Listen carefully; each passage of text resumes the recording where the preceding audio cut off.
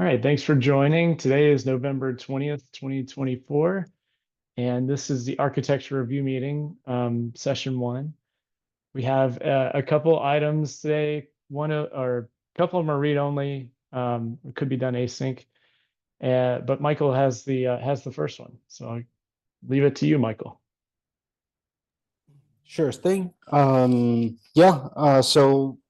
I kind of fell into our error handling and how we do that on the back end. We've done a lot of restructuring on the front end.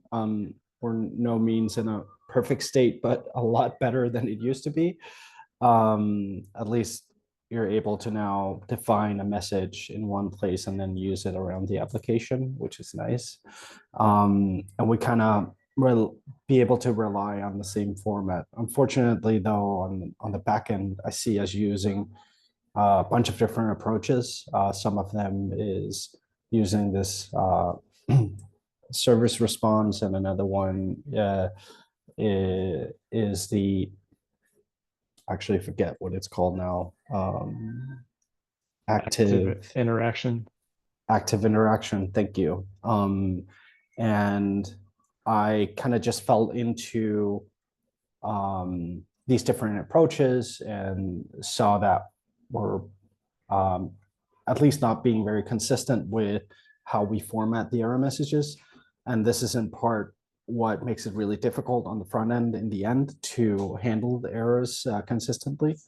But it also makes it very confusing, at least for me, diving into the implementing responses from services, like looking at other approaches and trying to confide with that. I ended up just leaning on the active record error handling in my case, which worked out. But there's all these different formats, and this was just like sparked an interest, and I think and also an opportunity for us to align a little bit. And there's been some back and forth discussion in the issue. I don't think we've like clear cut found a good solution for everything, but I think the higher goal for me is some level of consistency.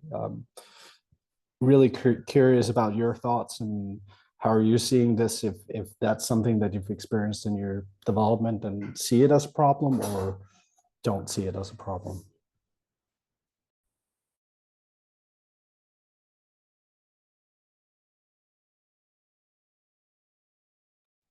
I was trying to catch up with the like where the conversation left off in that issue.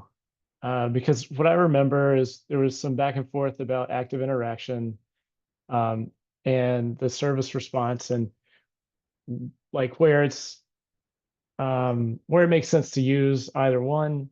I feel like we've been using active interaction, ever since we adopted it a few years ago. We've been trying to use that in most places, and there was some arguments against it, although I'm not sure. Let's see. I think Italy had a pretty good comment about this, but just my personal view is I've enjoyed it for the most part. Like it covers, a lot of cases, and while there are some edge cases where it hasn't been perfect, there's been ways around it, and I do like a lot of the benefits it's given us. So I'm fine continuing with that. I mean, unless we get like a compelling argument against it.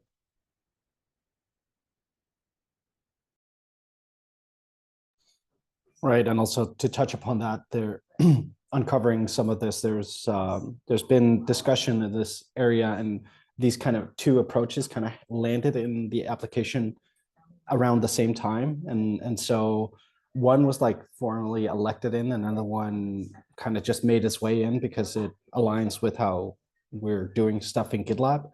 And I think that's the main argument for using service response, is that it's aligned with GitLab. I do see a lot of pitfalls with it though, where it's very easy to do the wrong thing and not like follow the format, and maybe even use it in places where it's not supposed to be used, or hacking with it, I guess. So I do also tend to agree that I like the active interaction implementation. It also aligns very much with the active record way of building errors. So to me, that's an appeal. Um, I'm actually curious if it brings any benefits over uh, the active model implementation, because you can include the active model error handling straight into your whatever Ruby object, and then you actually get all the error handling from that, which is what I ended up doing in my case. But I've later on learned that that was maybe not as utilized a situation in our code base.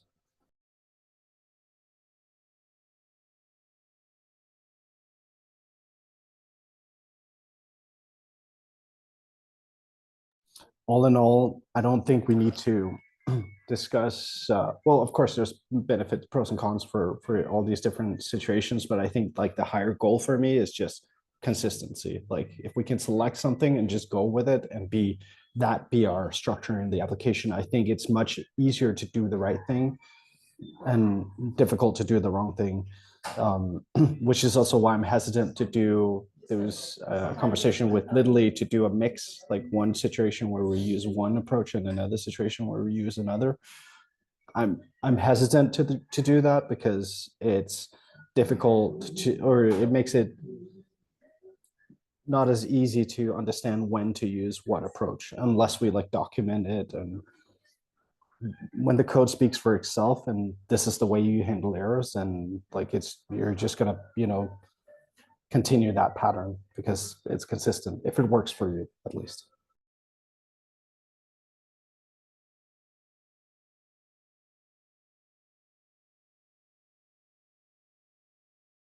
Do we have any anywhere where we're documenting these types of guidelines? Like best practices for CustomersDot, almost the equivalent of the developing or contributing to GitLab handbook documentation that we have for people that want to contribute. The active interaction is actually documented in CustomersDot, but to take the higher step, I don't think we have like a process for this, or like an approach to this other than like our architecture docs. But it might make sense to actually start looking into like where we differ in terms of code style and guidelines from GitLab.com.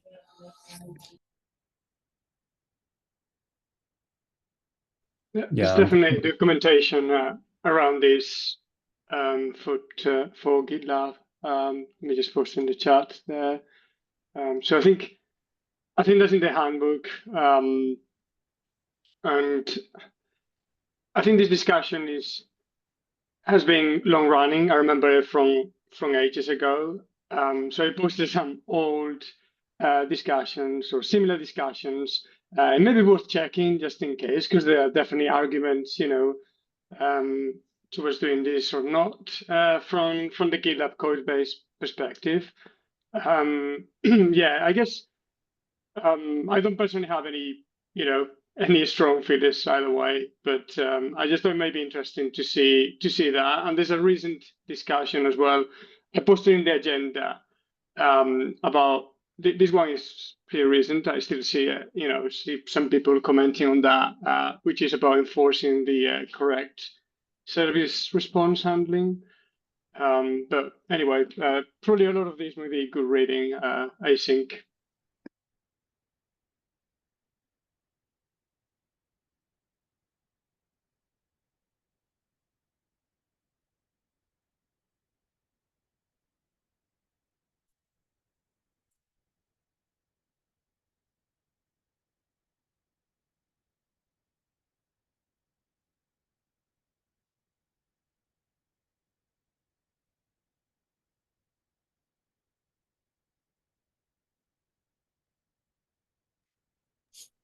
Right. So all in all, I think we should just agree to an approach and go with it. Not sure the best path forward though. I've tried to like bring the discussion here, but I actually don't think a vote actually makes a whole lot of sense because there's, you know, technical decisions behind it. I am leaning towards active interaction because there was already a discussion and an acceptance of it. So, and it's already, you know, defined in our documentation to that's what we're at least trying out for now. And I haven't really seen any compelling arguments against. There was a few points from Italy, as Tyler mentioned, but for me, I'd be happy to like try to, you know, continue down this path and like reaffirm our decision and then if there's any compelling decision against then we could, you know, stop and reconsider. I kind of agree with that as well. If we have that compelling argument against, yeah, we should raise it and then it makes sense to pivot away. But if we haven't run into problems with it up to this point, and maybe we have that I'm not aware of, then it seems like it might be premature to just change it for the sake of changing it. Yeah. Agreed.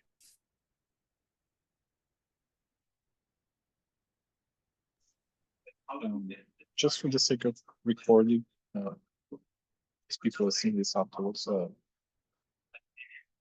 I'm curious about what's the adoption rate for active interaction at this point. I know it's being introduced 2 years back before my time. And are we tracking this somewhere or not? Are people aware that it's supposed to be like a established standard? Like, or if you're writing a new service, should use it?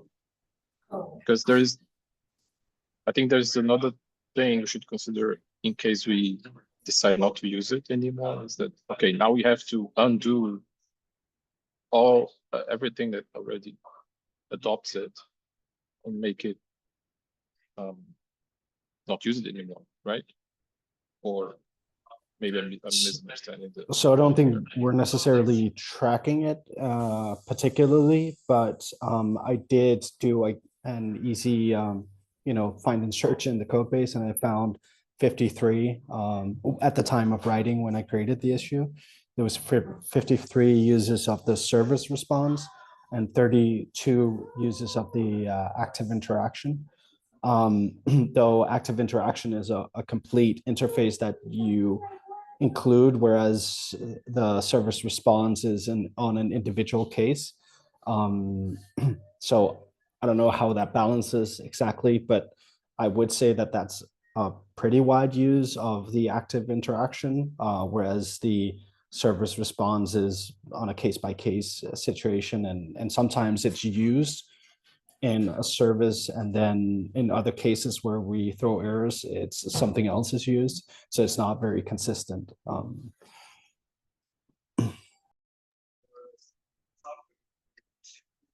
Right.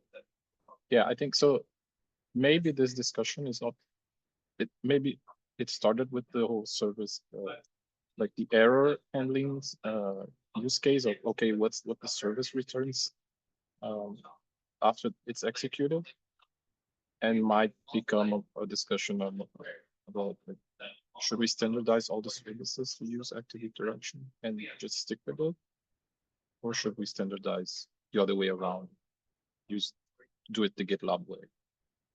Because it seems that we are exactly in between, like we don't adopt one or the other, we just leave it free to whoever is implementing something, right? So maybe the discussion should be generalized to what's the standard that we should adopt. So there was a discussion in the past and we decided towards active interaction, but we didn't migrate everything at the moment. So we decided everything new was gonna be using active interaction, and then we'll migrate as it goes. Do we have a Robocop rule or something to prevent new service response to be introduced? We don't. It was introduced around the same time. There's nothing there. And I think that's actually at the core of it. We should probably guide development towards the direction that we want. Yeah. So again, hammering on the same argument that this was actually discussed and selected by the team. So I'm in favor of like going down that approach and guard against service response. And then if we get pushback, then there's probably a good reason for it.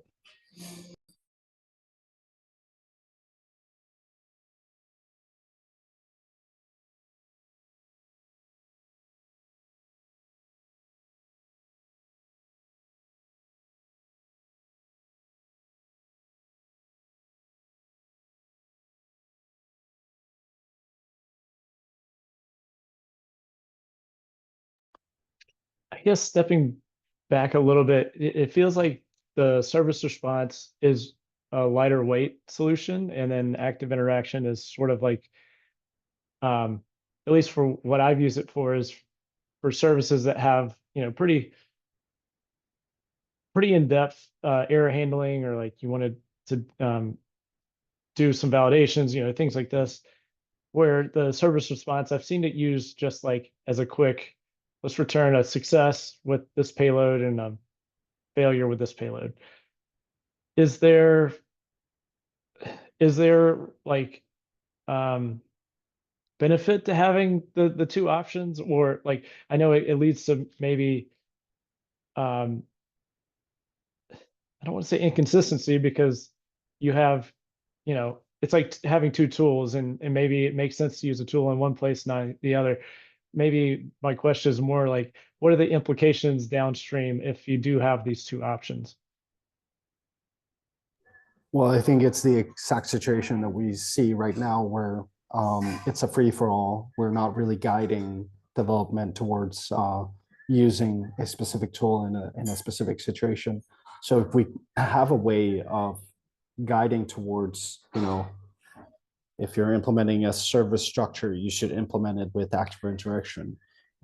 If you're returning a response to the front end, like actually a controller or something, you should use service response or something. I'm just spitballing, but I see it being a very difficult task to guide towards using when to use service response, and also in what way, because the API is quite it's not, there's no first class citizens for like error handling.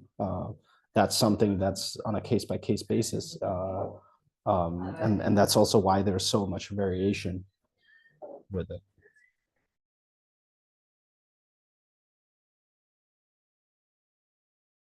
So in the case that we want to continue with service response, I would actually argue that we should be more definitive with the structure of that, and then that will pull us away from the strong argument for using that, which is aligning with GitLab.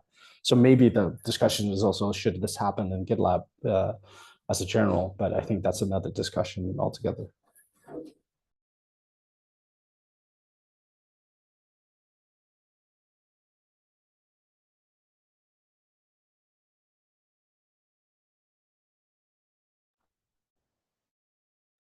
Any ideas on how we can control this? Or, I mean, to throw a third option in the mix, like roll our own version of it and let that be the guiding principle. But that's yet another effort to lean into and try to structurize.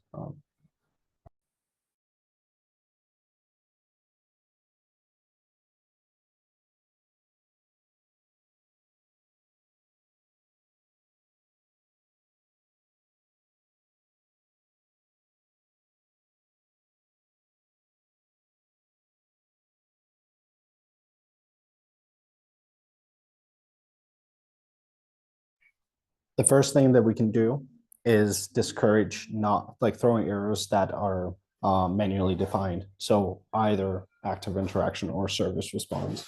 That would at least remove a lot of the chaotic examples in our code base. Just wondering how we would be able to, I don't know, lend against something like that.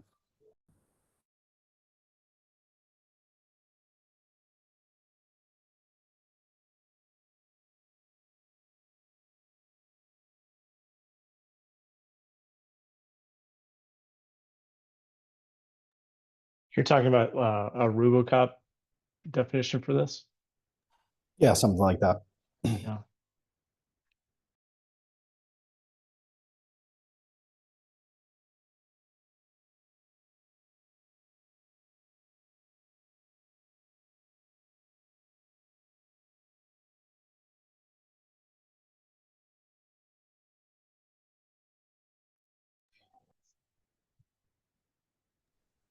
And the idea there would be like we would limit anything other than service response or limit service response in new ones,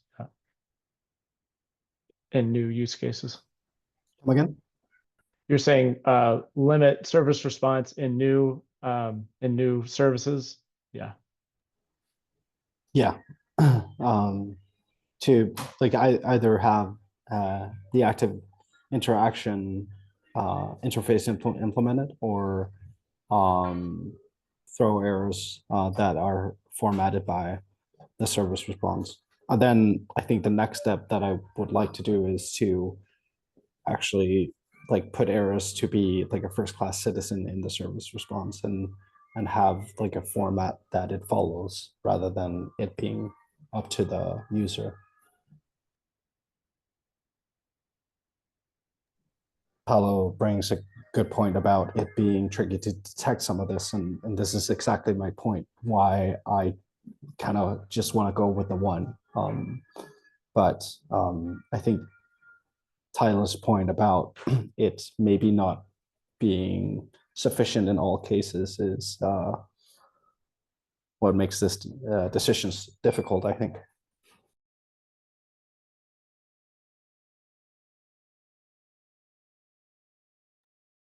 I think it could work if we push all services towards the active interaction approach, but it isn't like it wasn't my initial reaction when creating some services that are, pretty small.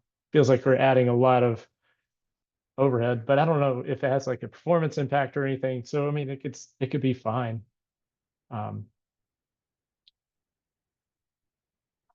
Yeah, I'm not sure. I've only used it in the cases where it made sense to use it, like to me. So definitely not all the services I've created have had it. What's the general approach to situations of conforming within Ruby? I suspect that's RubyCop taking care of most of it, right?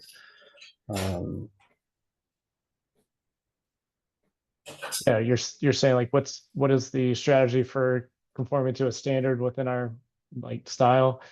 Yeah, Rubocop's the way to go, I think.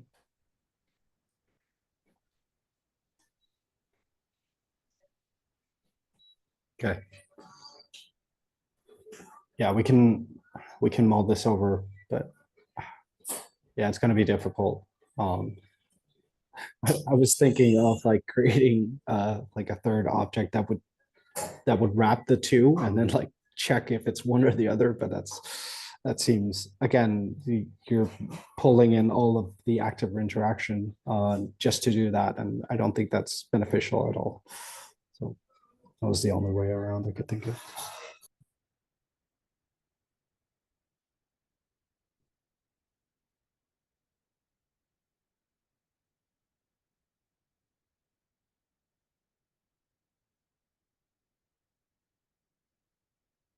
Yeah, it's tough to come to a conclusion here because it's, we're just a subset of the full team, and I know you've reached out a number of times on this one. But maybe just have if we had an MR that just added the Rubocop rule and we got people to like weigh in on that. It's like the final, it's your final say, you know, like if we're gonna limit service response, it's like speak now or forever hold your peace going forward.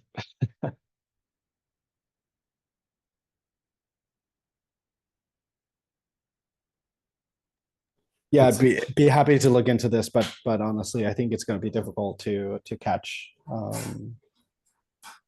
to implement something like this. Should be like maybe a code mod could change the code base or like help navigate, and then we could deprecate the places that are not conforming, like somehow like have a small deprecation. That could be an approach. Just thinking out the box here a little bit.